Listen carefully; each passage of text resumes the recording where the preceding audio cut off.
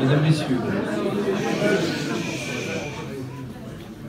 vous connaissez ma ponctualité légendaire, hein, les Bretignolais, donc je vous propose que nous démarrions comme d'habitude nos travaux du jour à l'heure. Je vous souhaite la bienvenue. Je ne ferai pas une longue introduction pour vous dire que je suis heureux que vous soyez là aujourd'hui, parce que c'est pas vrai. Président de la communauté de communes du pays de Saint-Gilles-Croix-de-Vie, je vous reçois ce matin avec beaucoup d'émotion, entouré des maires de notre beau territoire que je remercie sincèrement de leur présence. J'ai souhaité également que nous soyons accompagnés de quelques Bretignolais, que je remercie aussi d'être là. Dans l'épreuve que nous vivons, cela fait du bien d'être en famille. Le 16 juillet 2019, monsieur le préfet de la Vendée signait la DUP et les autorisations nécessaires à la construction d'un port de plaisance, ici à Bretignolles-sur-Mer. Cet acte important mettait un terme à un long parcours démocratique d'une durée de 18 ans. Imaginé par les jeunes élus du conseil municipal, ce projet faisait partie d'un vaste programme très innovant qui remettait en cause tous les codes des 30 dernières années en affichant des objectifs très clairs que l'on peut résumer ainsi. Stop au programme immobilier, stop à l'urbanisation galopante et stop au tout-tourisme. Moins de monde l'été, plus de monde à l'année. De 2700 habitants, notre objectif était d'arriver en 25 ans à 6 à 7 000 résidents principaux. Dès 2001, nous avons accompagné cet objectif d'une ambition environnementale exceptionnelle qui nous a vu réaliser une ceinture verte de 400 hectares dotée d'un classement qui la protège de toute extension urbanistique. Nous avons planté 35 000 arbres, dont 3 000 au cœur de la zone urbaine. Nous sommes passés au zéro phyto depuis 10 ans. Et le modèle de gestion de nos espaces verts a été plébiscité à de nombreuses reprises, nous permettant d'obtenir plusieurs prix, dont celui de l'arbre. Tout cela, imaginé bien avant le premier Grenelle de l'environnement. À notre connaissance, aucune autre commune du littoral atlantique n'a fait le choix de sanctuariser 400 hectares autour de sa zone urbaine, la privant de substantiels revenus. Nous avons eu pour volonté de réaliser énormément d'équipements et d'investissements dont je vous épargnerai la longue liste. La population a multiplié par 2 et il nous reste 5 années pour atteindre les 7000 habitants voulus. 7000 habitants, pardon. Notre réaménagement de centre-ville a fait lui aussi l'objet de plusieurs prix. C'est dans ce contexte qu'est né le projet de port comme alternative à l'urbanisation. Résolument décidé à respecter notre cahier des charges environnemental, urbanistique et financier, nous nous sommes imposés dès le premier jour 3 conditions pour sa réalisation. Si port il y a, il ne devra pas avoir d'impact environnemental sur la mer, il ne devra pas être accompagné d'un programme immobilier et il ne devra rien coûter aux Bretignolais, pas décider à payer pour que les plus aisés fassent du bateau. Vous connaîtrez que la feuille de route était un peu compliquée. Au bout d'un long voyage de 18 années, nous y sommes parvenus. Le résultat est même inespéré. Sur une zone de 40 hectares, nous allons générer une richesse équivalente à la construction de 4000 maisons, 10 fois plus consommatrices d'espace, sans programme immobilier, qui s'autofinancent intégralement, sans impact négatif sur la mer, et, cerise sur le gâteau, le tout avec un impact environnemental positif grâce aux exceptionnelles mesures compensatoires que nous avons souhaitées. Je le dis, mesdames et messieurs, nous allons ici réaliser à Bretignolles-sur-Mer le premier port de France à impact environnemental positif. N'en déplaise aux associations environnementales, tout ce que je vous déclare aujourd'hui est vrai, confirmé par les études environnementales, scientifiques et financières faites par les meilleurs cabinets français sous la haute surveillance des services d'État, dont certains, notamment l'autorité environnementale, l'ont qualifié d'une exceptionnelle qualité. À notre connaissance, jamais ce service-là, à l'époque dirigé par Nicolas Hulot, qu'on ne peut pas soupçonner d'être un gros bétonneur, n'avait rendu un tel verdict sur ce genre de dossier. Nous en sommes très fiers. Ce port exemplaire est le symbole d'une écologie progressiste, moderne, qui démontre qu'avec du bon sens, de la patience et beaucoup d'humilité, il y a un avenir possible. Je précise que la légitimité de notre port, validée par les services de l'État et celles des hommes qui l'ont créé, élus et réélus à 3 reprises, ne sont pas contestables. Pourtant, sans surprise, et légitimement, depuis le premier jour, ce projet est contesté par une partie de la population. C'est bien normal. Les raisons de cette contestation sont diverses. Il y a des opposants politiques, ceux que nous avons battus aux élections, des gens qui ne veulent pas d'import pour des raisons très personnelles, parce qu'ils n'aiment pas ça, ou parce qu'ils ont la nostalgie des lieux. D'autres pour qui ce projet est un prétexte à diffuser la haine presque toujours anonyme. Et puis il y a, symbole de notre société d'aujourd'hui, ceux qui n'ont plus confiance en leurs élus et pensent que nous mentons, que les études sont faussées, aidés en cela d'ailleurs par de nombreuses associations environnementales qui utilisent l'image d'un tel projet pour faire de la com, refusant au passage de nous recevoir pour en parler. J'ai sollicité toutes les principales organisations, les associations environnementales de France pour être reçues, notamment les plus importantes. À aucun moment elles n'ont accepté que nous puissions échanger ne serait-ce qu'une heure sur ce dossier. Nous, qui étions si fiers d'avoir conçu un projet innovant et vertueux, nous nous faisons massacrer par des associations. De même, l'exploitation politique faite par certains est opportuniste quand elle n'est pas scandaleuse. À ce sujet, je trouve l'intervention du député Pain depuis quelques jours absolument lamentable et indigne de la fonction qu'il représente. Monsieur le préfet de la Vendée, c'est à cause de tels comportements irresponsables que nous sommes, vous et moi, dans une merde sans nom depuis 3 jours. Ce monsieur parle d'un projet qui n'existe pas, et il a eu l'audace de venir ici, lui, le breton qui vit sur une côte où il y a un port tous les 10 km, déclarer qu'il n'y a pas besoin d'un port entre Saint-Gilles-Croix-de-Vie et les Sables d'Olonne. Le tout sans même avoir la correction d'un coup de fil républicain. Monsieur Pain, je vous pose une question aujourd'hui. Vous soutenez la ZAD qui a débarqué les côtes vendéennes, qui a débarqué sur les côtes vendéennes le même jour que vous? Vous avez peut-être fait du covoiturage, monsieur Pain? Permettez-moi, je suis embêté, monsieur Pain, que ce soit un plouc vendéen comme moi qui soit obligé de vous rappeler que le rôle d'un député n'est pas de détruire ce que l'État a validé, surtout quand on appartient à la majorité. Honte à de tels comportements, messieurs, dames. Je demande aux députés vendéens de faire taire ce monsieur. Ça suffit.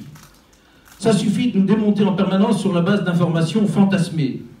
Nous non plus, nous ne voulons pas du port dont parlent certains avec des arguments entièrement fallacieux, destinés à effrayer et décrédibiliser.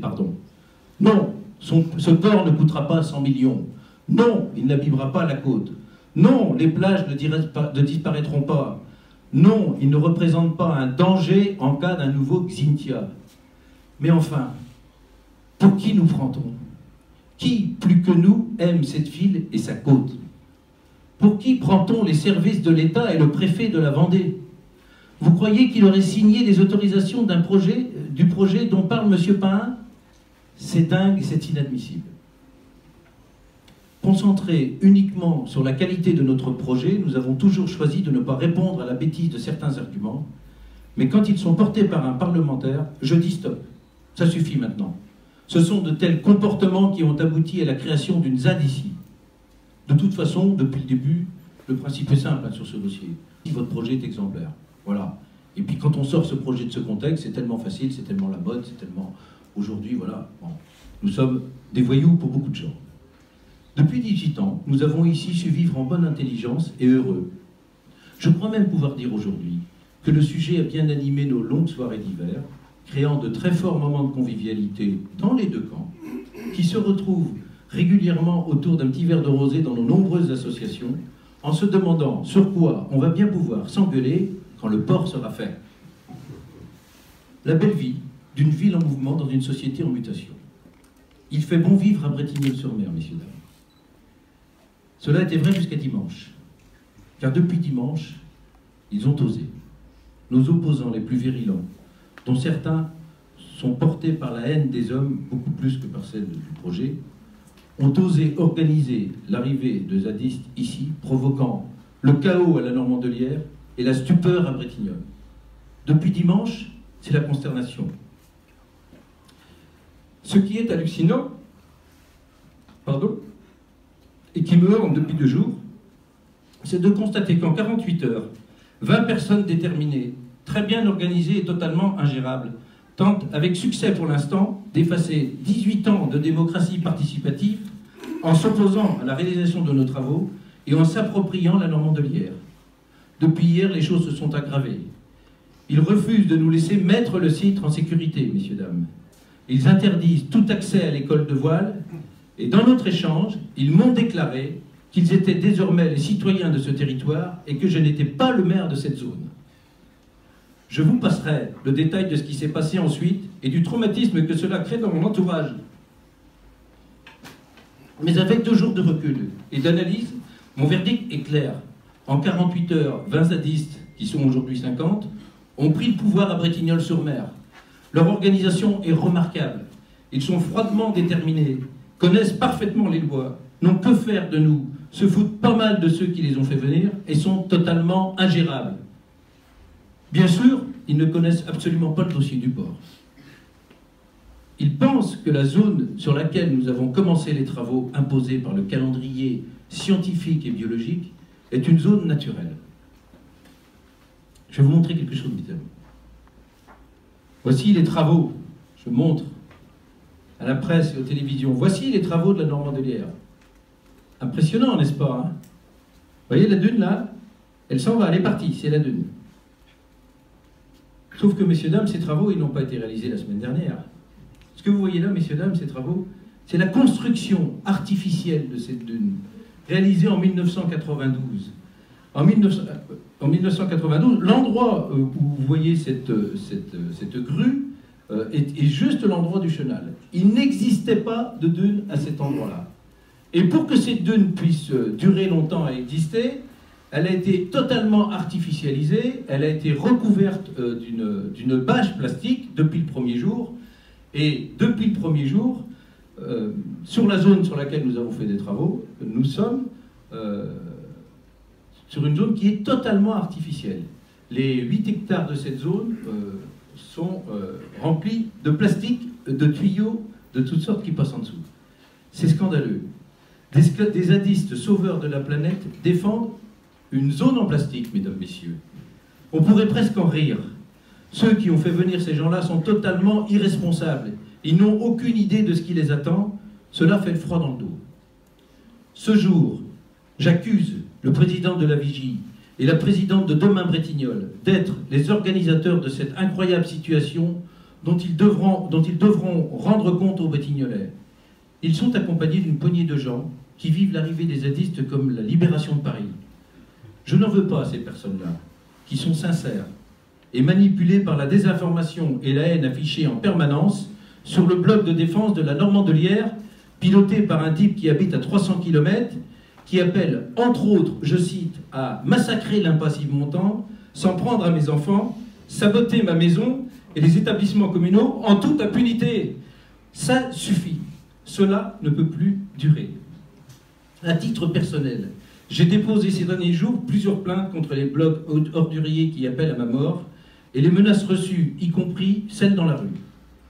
J'avais depuis longtemps choisi d'ignorer et de me taire pour me protéger et les miens également. J'avertis aujourd'hui que je ne laisserai plus rien passer et j'invite les lâches anonymes qui me salissent à être un peu plus prudents dans les semaines à venir. Certains sont déjà identifiés et les ennuis vont commencer pour eux. Concernant la situation à la Normandelière, j'ai le regret de vous informer que je n'ai aucune compétence pour la gérer et que je ne dispose d'aucun autre moyen que l'arsenal juridique pour que les zadistes partent. Nous avons déposé de nombreuses plaintes, car depuis qu'ils sont là, ils ont déjà commis de nombreux délits, mais cela risque d'être très long. D'ici là, je suis impuissant. Je disais hier à mes amis que 20 zadistes aujourd'hui sont plus puissants que 5000 Bretignolais, messieurs, dames. Ils sont accueillis sur un terrain privé. Le délit est commis par la propriétaire contre laquelle nous avons également porté plainte. À l'heure où je vous parle, des zadistes continuent d'arriver, ils se déploient sur l'ensemble du site. J'ai demandé à monsieur le préfet des moyens pour au moins mettre le site en sécurité. Je n'en ai pas obtenu. Ne comptez pas sur moi, messieurs, dames, pour reprocher quoi que ce soit à monsieur le préfet. Depuis qu'il a signé les accords La haine qui se déchaîne contre lui est inacceptable. Nous sommes dans la même situation, monsieur le préfet. Notre République nous abandonne. Il n'y a qu'une différence entre vous et moi, c'est que moi je peux le dire. Nous sommes dans une situation inacceptable et nous avons désormais le devoir de réagir. Nous ne pouvons pas laisser une ZAD s'implanter sur notre littoral. Hier, un reportage sur France 3 montrait les similitudes d'organisation des zadistes de Notre-Dame-des-Landes avec ceux de Brétigny, et pour cause, ce sont les mêmes. Ce qu'a oublié de préciser France 3, c'est le contexte dans lequel il s'installe. À Notre-Dame-des-Landes, la ZAD était en pleine campagne, et là-bas, 100% des gens étaient contre l'aéroport.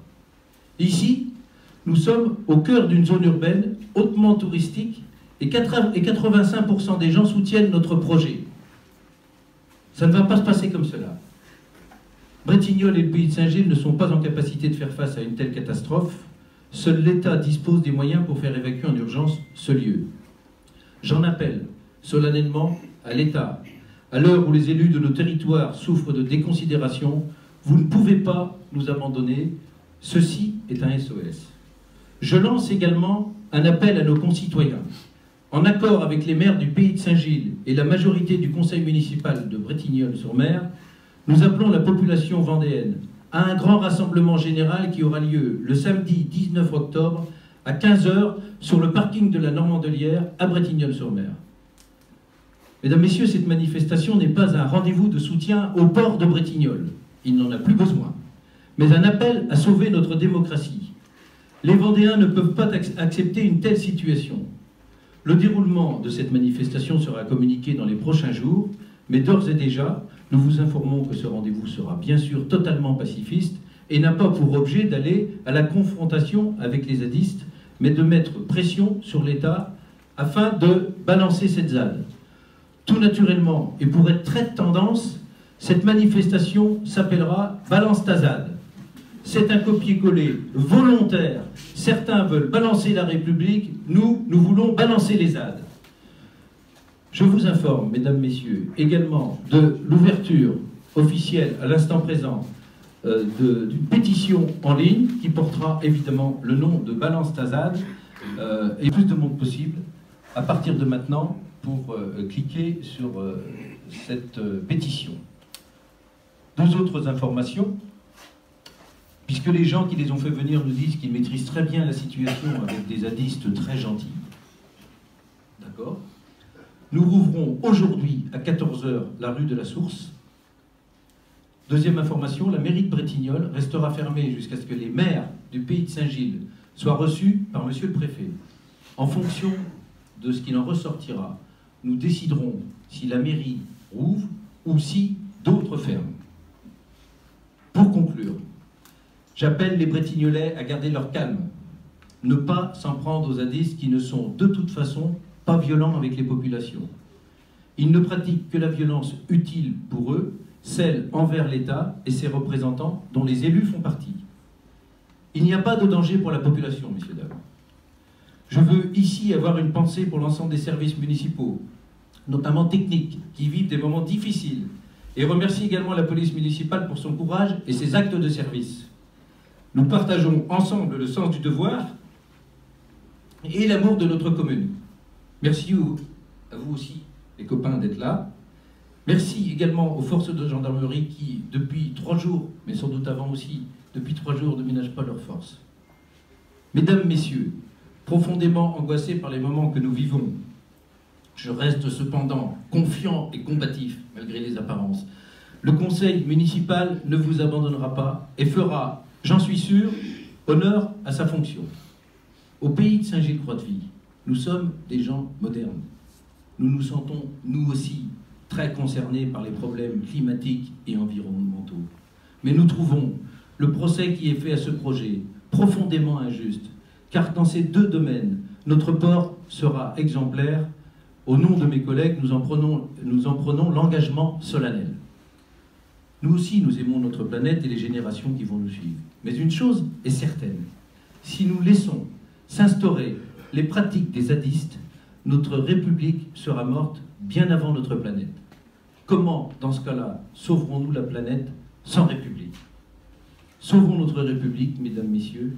J'en appelle à la Vendée, j'en appelle aux Vendéens. Rendez-vous tous le samedi 19 octobre à 15 h à Bretignolles-sur-Mer. Merci beaucoup.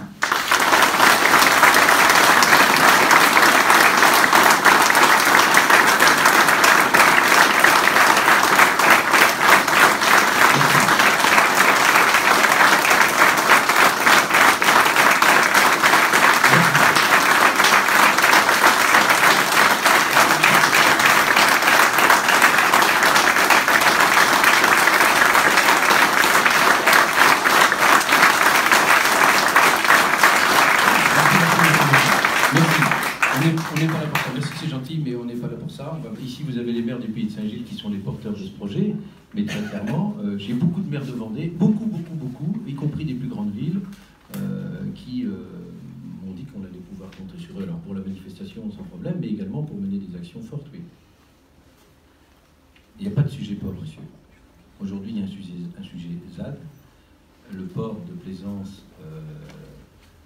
tous les choix et toutes les options ont été faites. La discussion et le référendum a eu lieu à de nombreuses reprises, 3 fois par les élections municipales et 1 fois par la sollicitation des Bretignolais qui se sont prononcés sur ce qu'ils veulent ou ce qu'ils ne veulent pas. Il n'y a pas de sujet port. Il n'y aura pas de référendum sur le port, il n'y aura pas de tour de table sur le port. Nous sommes hors sujet. Est-ce que vous attendiez à avoir des sadistes finalement sur... Du tout. Du tout, je dois vous dire qu'on essaye à Bretignolles-sur-Mer de prévoir beaucoup de choses, ça on ne l'avait pas prévu. Alors, on ne l'avait pas prévu, mais je dois vous dire que 2 jours avant on le savait, puisque quand on a vu l'organisation de cette journée, je veux dire un mot sur l'organisation de cette journée, elle était très bien, très bien organisée, y compris d'ailleurs concernant l'arrivée des zadistes, mais je voudrais quand même saluer la qualité de l'organisation de ce rendez-vous, qui a été un grand rendez-vous citoyen, assez familial, assez sympathique. Il a réuni 2500, on n'est pas à 500 près, 2500 personnes, paraît-il. J'étais pas là parce que j'avais été invité par les instances à quitter les lieux, à quitter Bretignolles-sur-Mer. Sympa. Mais bon, voilà, ce qu'on m'a dit, c'est que ça s'était très bien passé. Moi, je comprends qu'il y ait des gens qui soient aujourd'hui contre ce genre de projet, surtout quand ils pensent que c'est un projet scélérat dans tous les domaines. Et évidemment, aujourd'hui, vous aviez sur ce site-là, à ce moment-là, un certain nombre de personnes qui étaient là pour les raisons sincères que j'évoquais tout à l'heure, puis d'autres qui sont là parce qu'ils pensent que si... voilà, on voit des reportages présentés par les opposants, avec des gens très posés, assis dans leur bureau, qui se disent d'éminents sachants, puisque la qualité première de ces gens-là, c'est que par rapport à moi, ils sont des sachants. Moi, je ne suis pas un sachant, c'est pour ça d'ailleurs que je fais appel à des cabinets, mais eux le sont tous. Ils vous déclarent, sans aucune gêne, sans aucune honte, que si le port avait été fait au moment de Xintia, voilà. Et ils disent aussi, par exemple, que la dune protège aujourd'hui. Mais de qui se moque-t-on? 6 mètres plus loin que cette dune. 6 mètres plus loin que cette dune. Nous avons une zone qui fait 100 mètres, qui est sans dune, il n'y a pas de dune à cet endroit-là, et jamais il n'y a eu de submersion, y compris d'ailleurs au moment de Xintia. Alors, le problème, c'est qu'évidemment, quand on joue sur les peurs des gens, et puis qu'on joue sur la peur de leur porte-monnaie, évidemment, bah, ça mobilise des gens. Alors, ça mobilise des gens pour cette raison-là, et puis surtout, ça mobilise des gens aussi parce que bah, c'est très à la mode, quoi. Vous faites un port de plaisance, vous êtes un voyou. Vous faites un programme immobilier sur une zone identique, comme il y en a actuellement au Pays de Saint-Gilles, mais je me tairais de dire lesquels, parce que je ne veux pas froisser les copains, mais qui sont 6 à 7 fois plus polluants que le projet de port de plaisance, tout le monde s'en fout. Il faut bien comprendre aujourd'hui que sur ce dossier, nous plaçons en victime d'une certaine attitude politique, notamment des partis environnementaux, pas des partis, des associations environnementales. Et puis de certains partis politiques, mais bon, ça, c'est notre France. Mais non, il y a pas de... on ne s'attendait pas à avoir les zadistes. Alors après, quand on a vu que 2 jours avant, la Vigie nettoyait ce terrain privé, l'unique terrain privé à cet endroit-là, bah, là, on avait compris quand même. Par contre, je peux vous dire qu'une de mes angoisses, c'est que je pense que si la situation perdure, ce que nous allons vivre dans les années, parce qu'on parle de plusieurs années, va être beaucoup plus difficile à vivre que nos chamailleries, si je peux me permettre, sur le port de Plaisance lui-même. Les gens qui ont fait venir ces gens-là n'ont aucune conscience du fait qu'ils ont fait venir des gens qui n'ont pas les mêmes objectifs qu'eux, hein, comme je vous l'ai dit. Hein. Le port, moi ils m'ont dit, ton port, on s'en fout, mon pote, hein, on s'en fout, voilà. Ils ne sont pas là pour ça. Tout le monde connaît l'objectif de ces gens-là, tout le monde connaît leur organisation remarquable. Je peux vous dire, ils sont, je l'ai dit tout à l'heure, mais je le dis d'une façon plus décontractée maintenant, ils sont beaucoup plus forts que nous, beaucoup plus forts que nous. Ils sont redoutablement organisés, entraînés. Voilà, je pourrais vous raconter des scènes que j'ai vues avec une perfection dans l'organisation. Donc moi, je ne fais pas le poids. Nous ne faisons pas le poids. Tout le monde le sait. Hein. Vous craignez un vrai pourrissement de la situation? Bah, si on ne sollicite pas l'État en masse, oui, on est juste informé par tous les gens qui ont une longue expérience sur ce sujet, pardon, que oui, on se prépare à une belle catastrophe sur les 3 ou 4 prochaines années à venir. Oui. Voilà. Alors moi, ce que je trouve regrettable, c'est que j'ai appris hier qu'une ZAD avait été évacuée après 5 ans. J'ai dit à monsieur le préfet de la Vendée que d'abord nous ne tiendrons pas 5 ans, pour les raisons que j'ai expliquées tout à l'heure, mais j'ai aussi dit que, à mon avis, au bout de 5 ans, ça doit coûter des dizaines de millions d'euros d'évacuer une ZAD. Alors on dit qu'il ne faut pas parler d'argent, mais si, il faut parler d'argent aussi. Et alors que si on agit très vite, évidemment, c'est beaucoup plus simple. Mais ça, j'ai pas besoin de le dire, tout le monde le sait aussi. Voilà, donc nous, aujourd'hui, le premier sentiment qui domine, c'est l'impuissance.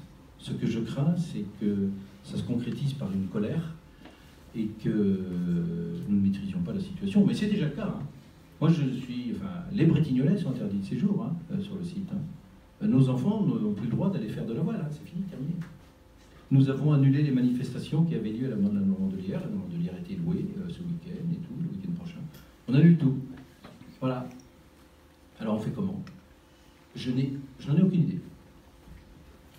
Vous allez demander une intervention policière au préfet? On va demander, alors on l'a demandé, alors je dois dire hein, que sur l'intervention policière, monsieur le préfet nous a donné des moyens importants déjà depuis 2 matins, parce qu'on ne va pas entrer dans les détails des opérations qui se sont passées, mais toujours est-il que pour dégager la voie publique, nous avons disposé de gros moyens, notamment du PSIC de Saint-Colonne.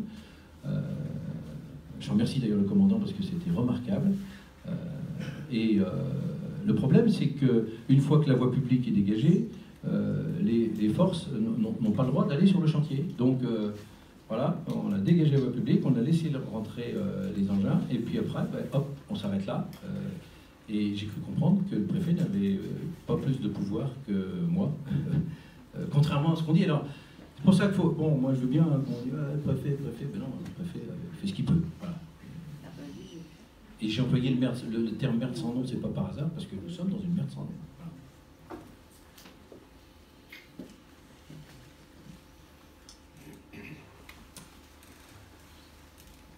Nous demandons que cette ZAD soit évacuée le plus vite possible. Le plus vite possible. Les parlementaires avec lesquels j'ai parlé m'ont dit que, contrairement à ce que nous pensons, l'État dispose de moyens juridiques pour l'évacuer tout de suite. Alors moi, je ne suis pas conseiller en communication du président Macron et du gouvernement, mais il y a quand même une chose qui me paraît absolument extraordinaire. Je ne comprends pas pourquoi le gouvernement n'agit pas tout de suite dans ce genre de situation. Ce serait pour eux un signe très fort, pour la population quand même, un signe très fort d'une continuité de notre République. Et je ne vous dis même pas l'impact que ça aurait sur les sondages. Alors voilà, est-ce que vous vous rendez compte le nombre de gens qui ne veulent pas de ZAD aujourd'hui? Il est de 80. Comme un élu, t'en as quand même vraiment marre. Vraiment marre. Vous ne savez pas ce qu'on a enduré sur ce projet depuis 15 ans. Ça a été un combat loyal, juridique, avec beaucoup de gens, beaucoup de services et tout. Mais à chaque fois qu'on a franchi des étapes, notamment avec l'autorité environnementale et avec les services d'État, voilà, ça démontre qu'on a fait les choses bien. J'ai rien annulé du tout. Les manifestations sur la plage de la Mandelière, ce sont des réservations privées sur la salle qui est là-bas, à laquelle on n'a plus le droit d'accéder. Donc, non, alors par non, on peut plus accéder à l'école de voile. On peut plus accéder à l'école de voile avec nos bateaux. Les pêcheurs qui mettent à l'eau là ne peuvent plus accéder à l'école de voile avec les bateaux. Et les gens qui avaient réservé les salles qui sont là-bas, comparatif sur l'organisation des zadistes, c'est exactement la même chose. Sur le reste, c'est hallucinant, messieurs dames. On compare en matière de communication le projet de Notre-Dame-des-Landes avec celui de Bretignolles. Je ne sais même pas si... Enfin, est-ce que vous vous rendez compte de quoi on parle? Je refuse catégoriquement qu'on compare ces deux projets. Comparons les méthodes, comme ça a été fort bien fait l'autre soir. Oui, c'est normal, puisque ce sont les mêmes hommes. Comparons les objectifs des zadistes. Oui, ça c'est les mêmes.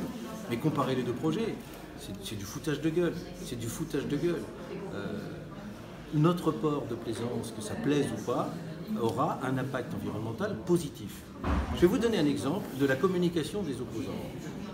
Si vous allez sur, je ne sais plus quel site, peut-être bien celui de la Vigie, vous avez un jeune homme, charmant, qui vous fait une longue démonstration scientifique, il est plutôt crédible, il parle bien et tout.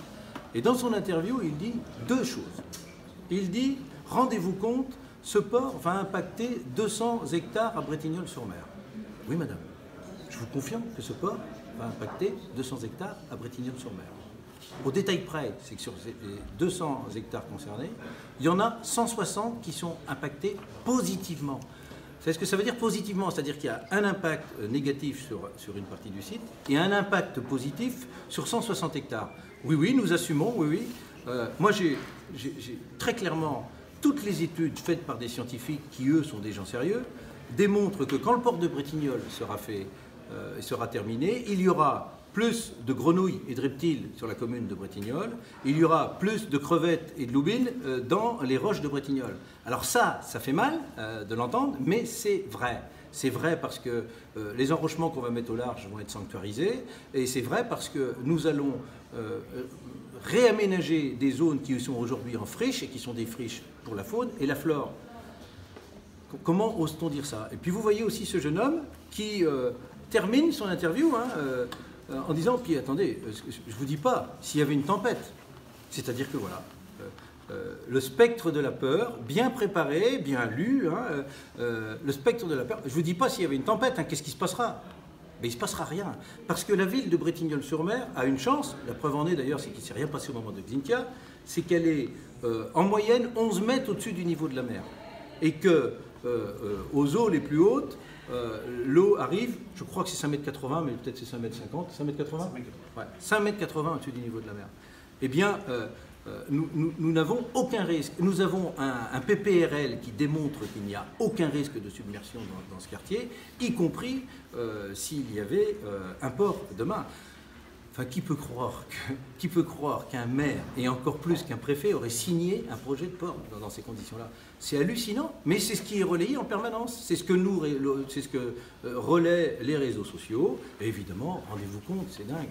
Bon, quant au site en question, tous les Bretignolais en rient, quoi. Cette zone qu'on a connue, nous, non aménagée, on l'a connue, non aménagée, elle est totalement artificielle. Quand est-ce qu'on va accepter ce fait? C'est pas moi qui le dis. Allez voir, écoutez, vous savez ce que vous faites? Tout à l'heure, en sortant, vous allez sur le site, si vous avez le droit d'y rentrer, vous grattez, mais partout, pas qu'au niveau du bassin, vous grattez un petit peu, et puis vous trouvez quoi? La bâche en plastique. La bâche en plastique qui a été mise en 1992. Nous ne sommes pas sur une zone naturelle. C'est une honte de dire ça, c'est un mensonge. D'abord, si c'était une zone naturelle protégée, nous n'aurions pas eu les autorisations de faire un port à cet endroit-là. Nous demandons audience au préfet, nous allons avoir rendez-vous dans les prochains jours, il nous l'a promis, donc pas d'inquiétude. Ça n'est pas un problème de le faire aujourd'hui, ça en sera énorme si on attend quelques jours de plus. J'ai cru comprendre qu'ils annoncent l'arrivée encore d'une centaine d'entre eux ce week-end. Enfin voilà. Bienvenue à Bretignolles-sur-Mer. Remarquez, j'ai une bonne nouvelle pour eux, ils vont être effectivement mieux à Bretignolles qu'au cœur de Notre-Dame-des-Landes, qui est un endroit, paraît-il, sympa, mais s'ils tiennent jusqu'au mois d'avril, je peux vous dire qu'à partir du mois d'avril, c'est le bonheur à Bretignolles-sur-Mer. Ils vont aller se baigner tous les matins, ça va être très très sympa. Je crois que le lieu va bien leur plaire. Violence et ces intimidations, qui ne datent pas de mon déplacement sur place, qui sont... qui sont générées d'ailleurs pas par des zadistes, hein, donc ces violences et ces intimidations font l'objet maintenant d'une plainte et donc d'un secret confidentiel, mais oui. Générées par qui? Ah ben, je ne sais pas, ça, j'espère qu'on va le savoir rapidement. Certaines sont totalement anonymes, certaines sont physiques, mais par des gens que je ne connais pas. Enfin voilà, l'image qui a été donnée à ce projet depuis le premier jour, elle est très claire. Hein. Nous sommes des voyous. Je suis personnellement un voyou qui veut détruire la planète. Mais, voilà. Mes 4 enfants sont nés ici. Beaucoup ont l'intention d'y vivre toute leur vie et j'ai absolument pas envie de leur transmettre un lieu pourri comme ce port fantasmé par nos opposants. Aujourd'hui, tel qu'il est conçu dans tous les domaines, pour toutes les raisons que je viens de vous expliquer, il est tout à fait d'actualité. Peut-être que faire un port sur la mer, comme l'ont fait certaines personnes, ça c'est sûr, certaines villes, pardon, ça c'est sûr, ça n'est plus du tout d'actualité, mais le port tel qu'il est conçu, enfin écoutez, un impact environnemental positif, qui ne coûte rien à personne, qui donne des moyens à la commune pour... alors il y a un problème, je vais vous dire lequel, c'est qu'il est tellement bien réussi que c'est à peine croyable. Eh bien moi je vous donne rendez-vous dans 3 ans, quand il sera terminé, et on verra à ce moment-là si le préfet de la Vendée, les services d'État et le pays de Saint-Gilles-Croix-de-Vie avaient eu raison ou tort.